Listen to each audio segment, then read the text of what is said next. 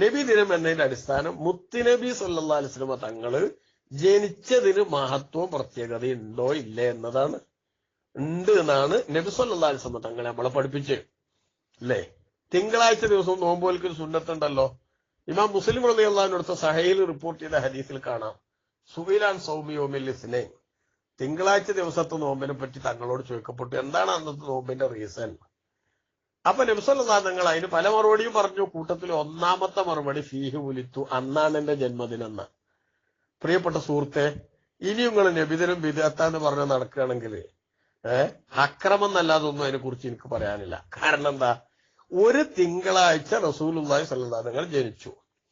എന്നിട്ട് നബി തങ്ങൾ നമ്മളെ പഠിപ്പിച്ചു ഖിയാമത്ത് വരെ വരുന്ന എല്ലാ തിങ്കളാഴ്ചയും നോമ്പ് നോറ്റുകൊണ്ടോ, ഇനി നോൽക്കാൻ നിർബന്ധമൊന്നും ഇല്ലാത്തതുകൊണ്ട് നോൽക്കണില്ലെങ്കിലും നോമ്പ് നോൽക്കൽ സുന്നത്താണെന്ന് അംഗീകരിച്ചുകൊണ്ടോ എന്റെ ജന്മം നടന്ന ദിവസത്തെ ആഴ്ചതോറും നിങ്ങൾ എന്താക്കണം, നിങ്ങൾ ഓർക്കണമെന്ന് റസൂൽ നമ്മൾ പഠിപ്പിച്ചു. നബിദിനത്തിന്റെ അടിസ്ഥാനം ഇതാണ്. ഈ അടിസ്ഥാനം സ്ഥിരപ്പെട്ടാൽ എന്നും നബിദിനം ആഘോഷിക്കുന്നതിന് ഒരു തകരാറുമില്ല. നബിതങ്ങളുടെ ജന്മത്തിൽ സന്തോഷിച്ചുകൊണ്ട് എല്ലാ സമയത്തും നമുക്ക് ഇസ്ലാം അംഗീകരിച്ചിട്ടുള്ള ഏത് സംഗതിയും ചെയ്യാം. മനസ്സിലായോ? ഏതുപോലെ ഇപ്പൊ വാട്സപ്പിൽ ദീനീദേവത്ത് നടത്തണ പോലെ നബിതങ്ങൾ ജനിച്ചതിന് പ്രത്യേകത ഉണ്ട്. തങ്ങൾ ജനിച്ചത് നമുക്ക് വലിയൊരു അനുഗ്രഹമാണ്. എങ്കിൽ അള്ളാഹു അനുഗ്രഹം തന്നതിന് ശുക്ർ ചെയ്യണം എന്നത് ഇസ്ലാമിലുള്ള പൊതു തത്വമാണ്. എങ്കിൽ ആ തത്വത്തിന്റെ പരിധിയിൽ വരുന്ന ഒരു സംഗതി എന്നുള്ള നിലക്ക് നബിദിനം നമുക്ക് ആഘോഷിക്കാം. പക്ഷെ ആഘോഷിക്കുമ്പോൾ നമ്മൾ ശ്രദ്ധിക്കണം, മതം എതിർക്കുന്ന അല്ലെങ്കിൽ മതത്തിൽ തെറ്റായ ഒരു രീതി കൊണ്ട് എന്താകാൻ പാടില്ല, ആഘോഷം ഉണ്ടാകും. അപ്പൊ നബിദിനാഘോഷത്തിന്റെ പേരിൽ സിനിമാറ്റിക് ഡാൻസ് നടത്താൻ നിൽക്കുക, അത് പറ്റൂല. കാരണം അത് വിലക്കപ്പെട്ട സംഗതിയാണ്. അതേസമയത്ത് നമ്മൾ നടക്കുന്ന നബിദിനം എന്ന് പറഞ്ഞാൽ എന്താ, മുത്തുനബിന്റെ മധു പറയാം. അത് 12-ന് മാത്രമൊന്നല്ലേ നമ്മൾ പറയണുള്ളൂ, എല്ലാ സമയത്തും നമ്മൾ നടത്തുന്നുണ്ട്. പിന്നെ ഒരു വിപുലമായ ആഘോഷത്തിന് ഏറ്റവും പ്രസക്തമായത് അല്ലെങ്കിൽ അതിന്റെ ഒരു പ്രായോഗിക ശൈലി എന്താ, സമയത്തിന്റെ ഗണത്തിൽ ഏറ്റവും ദൈർഘ്യമുള്ളത് തിരഞ്ഞെടുക്കുക എന്നുള്ളതാണ് വിപുലമായ ആഘോഷത്തിന്. അതുകൊണ്ട് കൊല്ലത്തേക്കാക്കിയതേ ഉള്ളൂ. വർഷത്തിലൊരിക്കൽ എന്ത് ചെയ്യുന്നു, വിപുലമായി ആഘോഷിക്കുന്നു. ആ സമയത്ത് തങ്ങളെ കിട്ടിയതിൽ എല്ലാ ദിവസവും നമ്മൾ സന്തോഷിക്കുന്നു. എല്ലാ തിങ്കളാഴ്ചയും പ്രത്യേകമായിട്ട് അതിന്റെ പേരിലുള്ള ഓർമ്മ വിശ്വാസികൾ നടത്തുന്നു. അതുകൊണ്ട് നബിദിനം എന്നതിന്റെ ആഘോഷത്തിന്റെ അടിസ്ഥാനം മുത്തുനബിയിൽ നിന്ന് സ്ഥിരപ്പെട്ടതാണ് എന്നാണ് മനസ്സിലാക്കേണ്ടത്. 3 നൂറ്റാണ്ട് താഴെ വരെ പറഞ്ഞിട്ടില്ലേ, മൗലിദ് കഴിക്കൽ മുമ്പ് പതിവില്ലാത്തതാ, അത് ഹിജ്റ 300-ന് ശേഷം വന്നതാ എന്നും സഹാബി പറഞ്ഞതായി കാണുന്നതാ, ഇത് ഹലവി 1-ാം ഭാഗമിൽ നോക്കേണ്ടതാ. നിനക്ക് നിങ്ങളെ ബുക്ക് തന്നെ അല്ലേ എന്നൊക്കെ ചിലപ്പോ ചോദിക്കാം.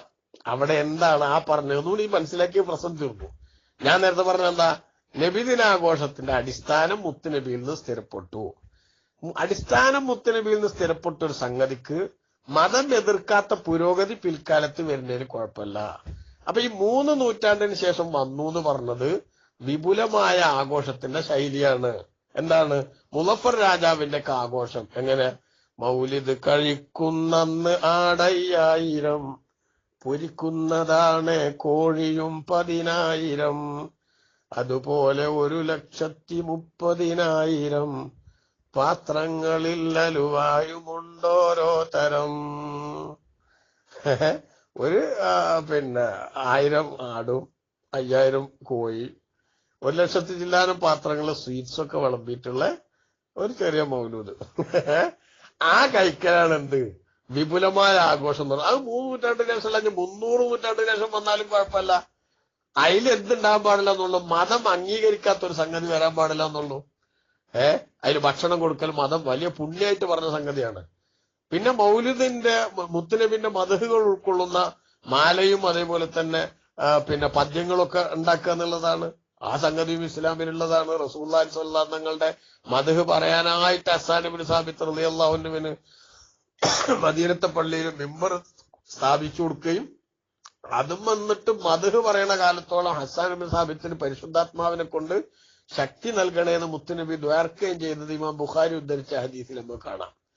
മനസ്സിലായില്ലേ? അപ്പൊ അതുകൊണ്ട് ഇസ്ലാമിലുള്ളതേ നമ്മൾ നബിദിനാഘോഷമായിട്ട് ബന്ധപ്പെട്ട് ചെയ്തോളൂ. അല്ലാതെ 12 പ്രത്യേക എന്തെങ്കിലും ഇബാദത്തിന് ഒരു പ്രത്യേക നിസ്കാരം ഉണ്ടെന്ന് നമ്മൾ പറഞ്ഞു ഇല്ല. പൊതുവിൽ സ്ഥിരപ്പെട്ട സംഗതികളുടെ വിപുലീകരണം അല്ലെങ്കിൽ അതിന്റെ ഒരു വിപുലമായ ശൈലി, അത് മാത്രമാണ്, അത് 12-ന് മാത്രമേ നമ്മൾ നടത്തണുള്ളൂ? അല്ല, 12-ന് സൗകര്യത്തെ ബാക്കി ദിവസങ്ങളിലൊക്കെ നടക്കും. എപ്പോഴും മുത്തുനബിന്റെ പേരിൽ സന്തോഷിക്കുക എന്നുള്ളതിന്റെ അടിസ്ഥാനം. ഇന്ന് മുത്തുനബി സല്ലല്ലാഹു അലൈഹി വസല്ലം തങ്ങളെ നമ്മക്ക് കിട്ടിയെന്ന അനുഗ്രഹത്തിന് സന്തോഷം രേഖപ്പെടുത്തുന്നതില് തെളിവ് ചോദിക്കുക എന്ന് പറഞ്ഞാൽ തന്നെ എത്ര വലിയ അപജയാണ് സുഹൃത്തെ. അത് നിങ്ങളൊന്ന് ആലോചിച്ച് നോക്കി. അപ്പൊ നിങ്ങൾക്ക് ഒരു വലിയ ചോദ്യം ഉണ്ടാകാം. എന്താ ചോദ്യം? അങ്ങനെയാണെങ്കിൽ റസൂലുള്ളാഹിനെ കിട്ടിയതിന് സന്തോഷം ഏറ്റവും ഉണ്ടാകുന്ന സഹാബത്തിനല്ലേ? സഹാബത്ത് നിങ്ങൾ ഈ പറഞ്ഞ ന്യായം തിരിഞ്ഞില്ലേ നിങ്ങൾക്ക് എന്നോട് ചോദിക്കാം. ഞാൻ ഇതിന് മറുപടി പറയാം. എന്താ? സഹാബത്ത് എല്ലാ കാലത്തും സജീവമായി ഓരോ സെക്കൻഡിലും മുത്തുനബിന്റെ പേരുള്ള സന്തോഷം നിരന്തരം നടത്തിയിരുന്നു. അതുകൊണ്ട് തന്നെ ഓൽക്ക് കൊല്ലത്തിൽ ഒരു ദിവസമുള്ള ആഘോഷം എന്ന് പറഞ്ഞത് ഓൽക്ക് പ്രസക്തമല്ല. അതുകൊണ്ടാണ് ഓൽക്ക് അങ്ങനെ ഒരു പ്രത്യേക ആഘോഷം വരാണ്ടെന്നത്. അതേസമയത്ത് നമ്മക്കിപ്പോ റസൂലുള്ളാഹിനെ ഓർമ്മ വരുന്നത് എപ്പോഴാ? ഈ റബീഉൽ അവ്വൽ വരുമ്പോഴാ കുറെ ആളുകൾക്ക് ഓർമ്മ വരുന്നത്. അത്രയെങ്കിലും വരട്ടെ. Something is better than nothing. ഇത്രയും മനസ്സിലാക്കണ്ടുള്ളൂ സുഹൃത്ത്. അതുകൊണ്ട് നബിദിനം ബിദ്അത്താണ്, അനാചാരം എന്നൊക്കെ പറഞ്ഞിട്ട് എന്ത് ചെയ്യണ്ട? വെറുതെ നമ്മളെ സമുദ്ര സമാനരായിട്ടുള്ള ഇമാമിയങ്ങള് നബിദിനാഘോഷത്തിന്റെ വിപുലമായ രൂപം തുടങ്ങിയപ്പോ എന്താ അക്കാലത്തുള്ള പണ്ഡിതന്മാരൊക്കെ ചെയ്തത്? എന്തായാലും ഇന്നെക്കാളും നിങ്ങളെക്കാളൊക്കെ പിന്നെ ദീൻ എന്താന്ന് മനസ്സിലാക്കിയവരല്ലേ ആ 3 നൂറ്റാണ്ടിന് ശേഷം വന്ന പണ്ഡിതന്മാരൊക്കെ അല്ലേ? പിന്നീട് ഇത് തുടങ്ങിയപ്പോ എന്താ അക്കാലത്തുള്ളവർ ചെയ്തത്?